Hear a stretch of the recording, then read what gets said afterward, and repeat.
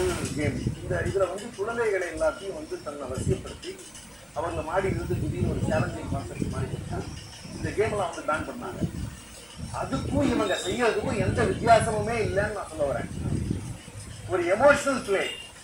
இதை தொடர்ந்து கிட்டத்தட்ட ஒரு 250-300 எம்ப்ளாயிகளை நீங்க பல்வேறு செய்தி நிறுவனங்கள் எல்லாம் முழுமையா தன்னுடைய அலுவலகத்துல இருந்து செயலாற்றி இருக்காங்க. இது கிட்டத்தட்ட ஒரு பெரிய சமுதாய சீரழிவை உண்டாக்கி இருக்கு. நான் பெற்றோர்கள்ட்ட தெளிவா கேட்கிறேன், உங்க குழந்தைங்க இன்ஸ்டாகிராம் இன்ஃபுளுன்ஸ்ல இருக்கு அப்படின்னு சொன்னா அதோட எதிர்காலத்தை நீங்க சீரழிக்கிறதுக்கு சமம். நீங்க யதார்த்த வாழ்க்கைக்குள்ள நீங்க தயவு செஞ்சு கொண்டு வாங்க. இங்க இருக்கக்கூடிய நிலை என்னன்னு தெரியட்டும். பெண்கள் சோசியல் மீடியாக்குள்ள இருக்கீங்க, இன்ஸ்டாகிராம பார்த்து முடிவுகள் எடுக்கிறீங்க, அவங்க பரப்புகின்ற பொய்களை எல்லாம் நம்பி இருக்கீங்க அப்படிங்கறத உண்மை.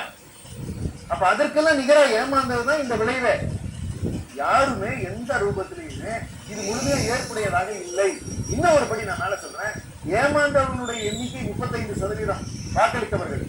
ஆனா எதிர்த்து வாக்களித்தவர்கள் 65 பேர் இருக்காங்கல்ல, 65% இருக்குல்ல, அப்ப அதுதான் மெஜாரிட்டியா? கிடையாது. 65% பேர் தாவேகா வேண்டாம்னு சொல்லியிருக்காங்க. அப்ப ஆட்சி அமைக்கிறது எந்த விதத்துல சரியா இருக்க முடியும்? அப்ப எகைன் அது ஒரு கன்ஃபியூஷன் இருக்கதான் செய்யுது.